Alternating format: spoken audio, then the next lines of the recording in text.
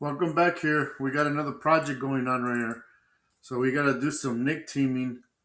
We got we have six NICs in this server. Actually four. I'm sorry, five with the iDRAC. Let's verify.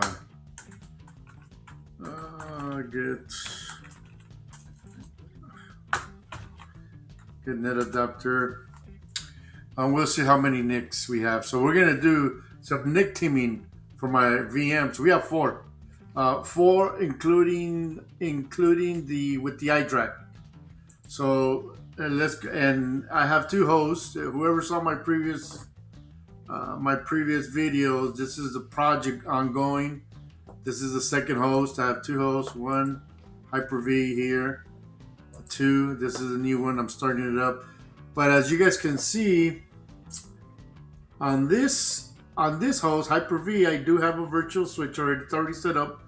But the node 2 virtual, I don't have any. So I need to create one, so my VMs can go out to the internet and talk. So, and I'm gonna do it all in PowerShell. So I'm gonna confirm we don't have anything here. For whatever reason, server 2022. There's a couple of options or modifications that was done. So now I guess it's easier. You don't have to create a NIC team and then a vSwitch. You just do one shot. You do a vSwitch, a VM switch, and then that creates the team and all your NICs in there. So let's go ahead and do it. So the plan is to do NIC1 and NIC2. Let me show you guys right here. There's nothing here. So NIC teaming, there's nothing. It's disabled.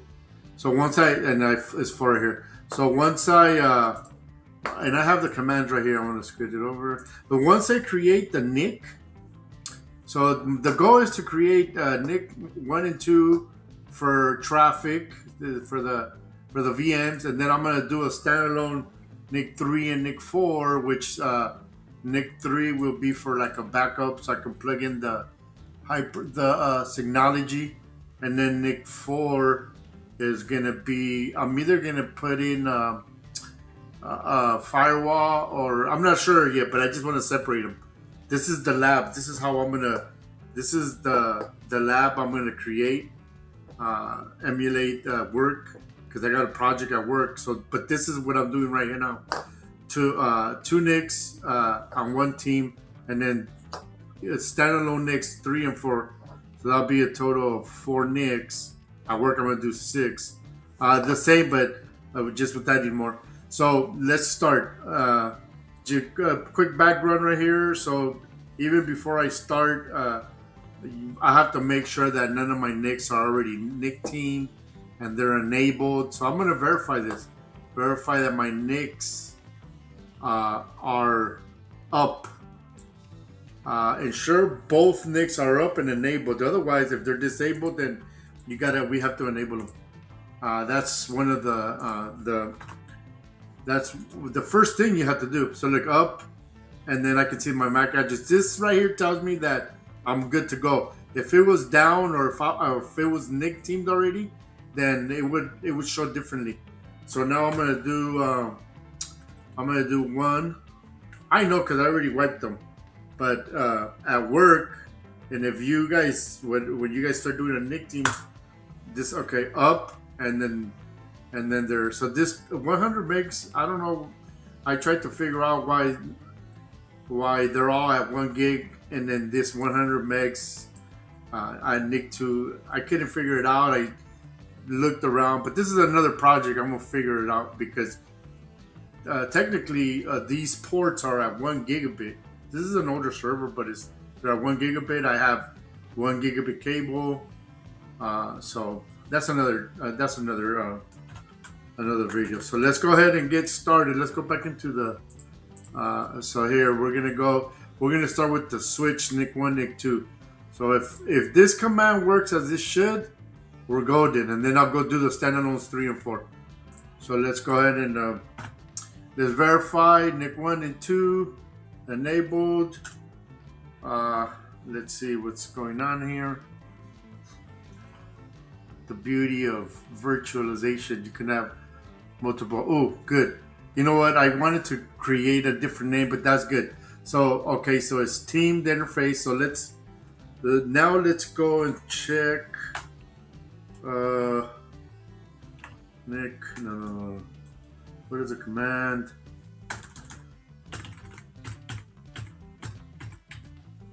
Here it goes. Nope. Because that's for the old. That's for when you have a. Okay.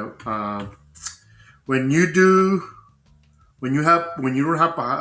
have Windows Server 2022 or Hyper-V, then you do NetAdapter team. But us, we're doing the New-VMSwitch, and I just wanted to confirm. Let me see here. Okay, it's there. Now the next one I'm going to confirm is right here. Let's see, NIC team. Okay, right here, look. Okay, good. It's created. Now let's go back into my VM here. Virtual switch manager. There he goes right there. Bang. Now this is, I'm going to put NIC1 and NIC2 traffic. I'm not going to do this. I can do this afterwards. And then I can do, okay. I'm good to go. So now if I connect the DC1, if I add it doesn't have a switch. So I'm gonna add a switch. Here it goes right here, like this switch, add, apply. Now I'll be able to connect to the internet and I'll be able to talk to, but my goal was not to do this right now, but I just want to show. In the meantime, I'm gonna go create 3 and 4. Let's clear this out, message screen. I'm still gonna show you guys that other command. I have it on my document, but let's do, okay, so we took care of creating NIC1 and NIC2 for our VM so they can connect to outside. Now, I want to do standalone NIC3 and NIC4. Now, there's, here it is. I can do two separate commands, or I could do one combined. I was wanting to do that one combined. Enable and disable all this right here. Let's see if this works. Because if this works, it's easier, right? Because I can just do this, enable NICs, and then I'll have to do this one to disable DHCP. Because the last thing I'm gonna do is add IPs to them, and you have to add your IPs, right? You're not gonna leave them at DHCP. So once I add my IPs, I have to add them to the vSwitch. And if I do it correctly, I already did it once to one server, to my node, my Hyper-V node, but I did that like 6 months ago. And so I'm trying to go by memory, and I'm trying not to look at online videos, just my notes I had, and that way I can emulate at work. Because I'm deploying a server right now at work, and I'm gonna do exactly what I'm doing in this video, and hopefully anybody else that does this can do this. Okay, I'm gonna go for it. The combination. Get it out of the way. Let's get it out of the way. So everything looks good. Enter.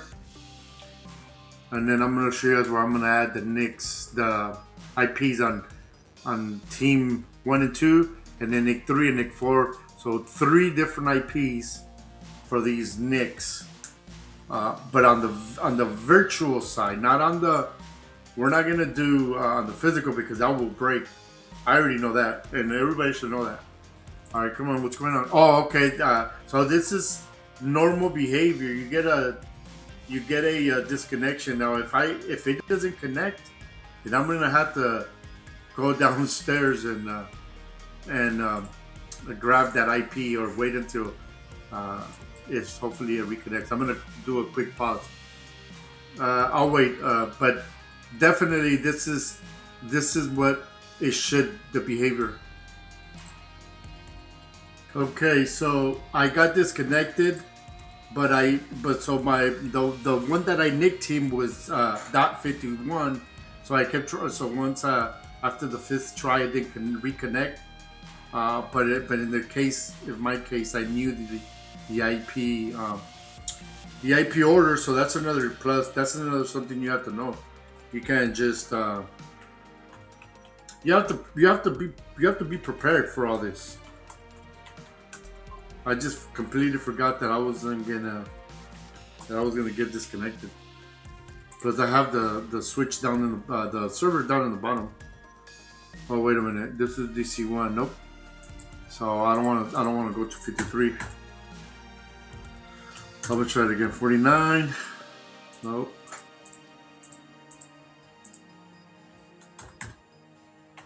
One. Nope. 52. Nope. Let's try 48. Oh, okay, 48. 48 is the switch. It should be node 2. There we go, node 2. So 48. It took back the old IP, the same. This is a Dhcp IP. The Dhcp assigned the IP. I haven't done static. So now that we're back on the server after doing the NIC teaming, after running this command right here, so in a little note, I'm going to put, be careful not, you might get disconnected somehow. Somewhere I'm going to put it right here. It's clear if you have multiple NICs, you want to loop is, yep.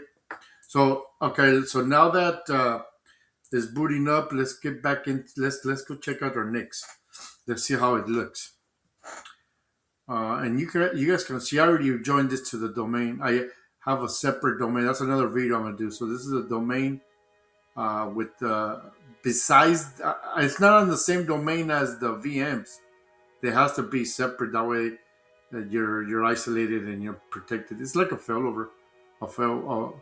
So let's go into the local servers, NIC teaming.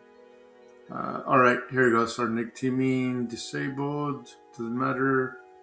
But if we click on here, it's going to take us to the networks.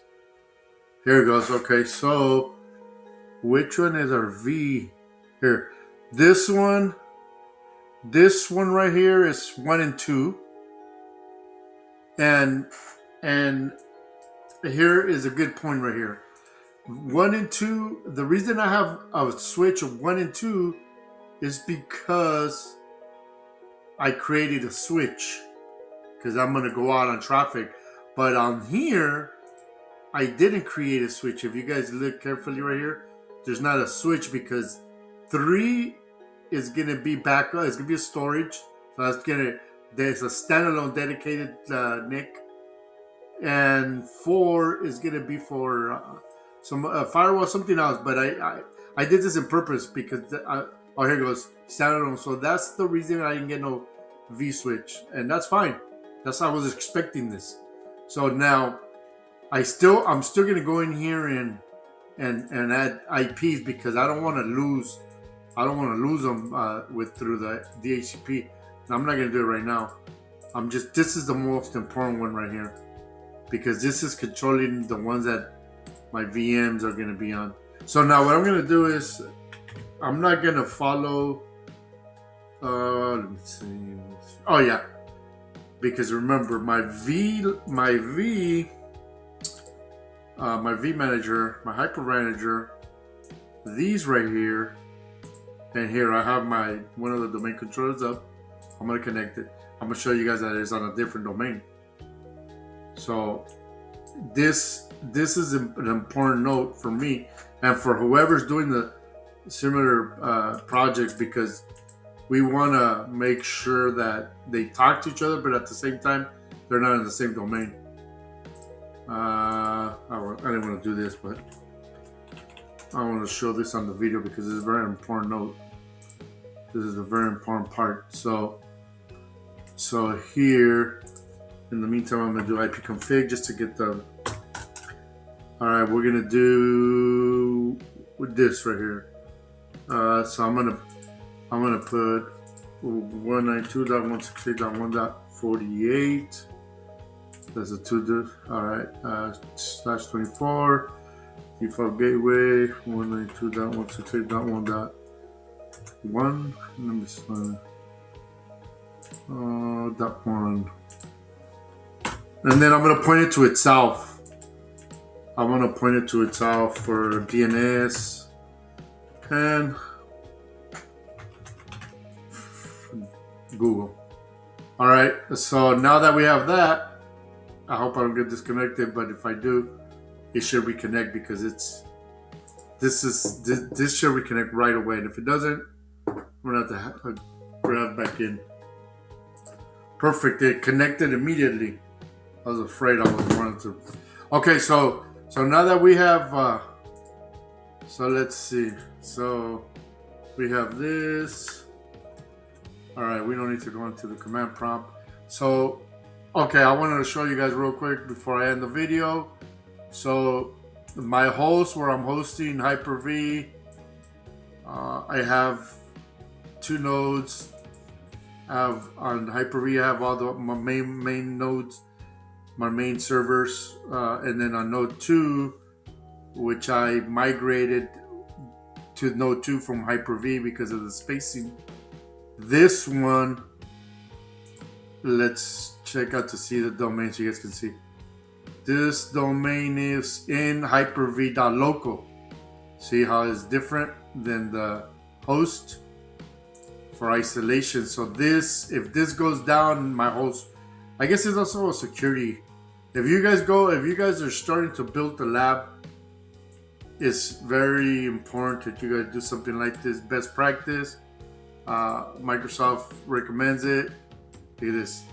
This domain is hci.com, and all my hosts are going to be here, and all my VMs are going to be in this one, hyper-v.local. Hopefully you guys learned something. Real quick, so we don't have a vSwitch. Let's recap. We don't have a vSwitch over here because I didn't want to do the vSwitch, but we're gonna. But what I'm gonna do is I have to get the right IPs to put on. Oops, not this one. See, I'm getting confused now. Let's go into the server. This is this host that we just modified our NICs. So 3 and 4 are different, but I'm gonna have to grab IPs and then you do it right here. Now, I know they say that when you do a NIC, when you add your IP here on the NIC, it breaks. So make sure you guys note that. Every time you guys do a NIC team, you have to do it on the vSwitch. You see a little V in. Okay? All right. Hopefully this helps out. Welcome back here.